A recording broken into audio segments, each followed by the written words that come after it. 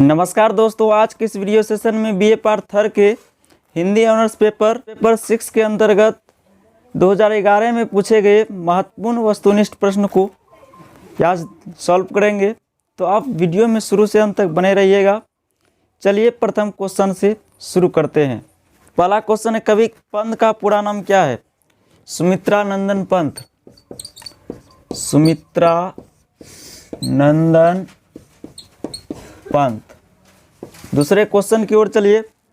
जूही की कला के रचयिता कौन है? जूही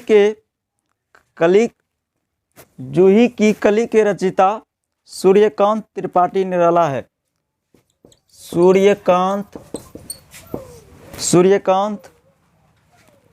त्रिपाठी निराला। तीसरे क्वेश्चन की ओर चलिए। कौन तुम संस्कृति जलनिधि तीर काव्य पंक्ति के रचयिता कौन है? जयशंकर प्रसाद जी है। कौन तुम संस्कृति जलनिधि तीर काव्य है, इस पंक्ति के रचयिता कौन है बताना है। जयशंकर प्रसाद। जयशंकर प्रसाद। चौथे क्वेश्चन की ओर चलिए। चौथा क्वेश्चन है, छायावाद में किसे आधुनिक काल की मीरा कहा गया है? छायावाद में किसे आधुनिक काल की मीरा कहा गया है? महादेवी वर्मा को। महादेवी वर्मा। पांचवा क्वेश्चन देखिए। निराला किस काल के कवि है? तो याद रखिएगा, निराला जो है छायावाद काल के कवि है। छठे क्वेश्चन की ओर चलते हैं।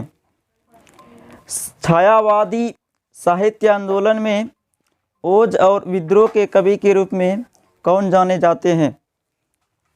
याद रखिएगा, ओज और विद्रोह के कवि के रूप में सूर्यकांत त्रिपाठी निराला को जाने जाते हैं।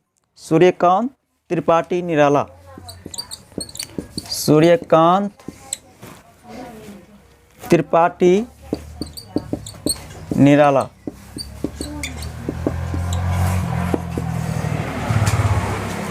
सातवां क्वेश्चन की ओर चलिए। पंत जी के मानसिक परिवर्तन की सूचना परिवर्तन शीर्षक कविता से मिलती है, क्या आप सहमत है? पंत जी के मानसिक परिवर्तन की सूचना पंत जी के मानसिक परिवर्तन की सूचना परिवर्तन शीर्षक कविता से मिलती है, क्या आप इससे सहमत है? हाँ, इससे हम सहमत है। इसका आंसर हम हाँ में दे सकते हैं। आठवां क्वेश्चन। जयशंकर प्रसाद छायावाद कवि है या प्रगतिवाद? तो जयशंकर प्रसाद जो है छायावादी कवि है। छायावादी कवि। छायावादी कवि। अगले क्वेश्चन की ओर चलिए। राम की शक्ति पूजा कविता में राम किसकी पूजा कर रहे हैं? आदि शक्ति की। याद रखिएगा, राम की शक्ति पूजा कविता में राम जो पूजा कर रहे हैं आदि शक्ति की पूजा कर रहे हैं। इसका आंसर हो जाएगा आदि शक्ति। 10वें क्वेश्चन की ओर चलिए। प्रथम कवि की ज्यों सुंदर छंद। प्रथम कवि का ज्यों सुंदर छंद काव्य पंक्ति में प्रथम कवि किसे कहा गया है? प्रथम कवि किसे कहा गया है? वाल्मीकि को। किसको कहा गया है? वाल्मीकि को। वाल्मीकि। चलिए, यह खंड ए का प्रश्न था। अब खंड बी में देखते हैं। 10 प्रश्न पूछे जाते हैं। खंड ए में 10 प्रश्न और खंड बी में भी 10 प्रश्न। 10 दूनी 20 अंक के पूछे जाते हैं वस्तुनिष्ठ प्रश्न में। अब खंड बी में देखते हैं। ढुलमुल गंवारू झोपड़ी में कौन बसता है? इसका आंसर हो जाएगा रघु। इसका आंसर रघु हो जाएगा। दूसरे क्वेश्चन की ओर चलिए। दूर तारा किस चीज का प्रतीक है? समाजवाद। समाजवाद। दूर तारा किस चीज का प्रतीक है? समाजवाद। तीसरे क्वेश्चन की ओर चलिए। उस बेचारे ने भेजा था जिनके ही द्वारा संदेशा, किसके द्वारा संदेशा भेजने की बात कही गई है? संदेशवाहक। इसका आंसर हो जाएगा संदेशवाहक। चौथे क्वेश्चन की ओर चलते हैं। धूमिल कवि गवाई अनुभव और किसानी संस्कार का कवि है। क्या आप इस कथन से सहमत है? धूमिल कवि गवाई अनुभव और किसानी संस्कार का कवि है। क्या आप इस कथन से सहमत है? इसका आंसर हो जाएगा हाँ, इससे हम सहमत है। पांचवा क्वेश्चन। नदी के द्वीप के रचयिता का नाम क्या है? नदी के द्वीप के रचयिता का नाम है सचितानंद, हीरानंद, वात्स्यायन, अज्ञेय। यहाँ बहुत बड़ा नाम है, इसको याद रखिएगा। सचितानंद, हीरानंद,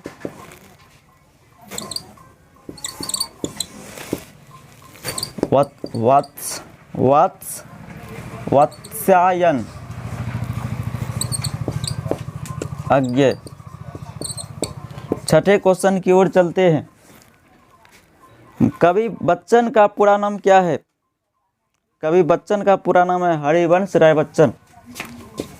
हरिवंश राय बच्चन। सातवें क्वेश्चन की ओर चलिए। धूमिल की दो कविताओं का नाम बताइए। धूमिल की दो कविता का नाम है संसद से सड़क तक, संसद से सड़क तक, और दूसरा कविता है कल सुनना मुझे, कल सुनना मुझे। ठीक। आठवें क्वेश्चन की ओर चलते हैं।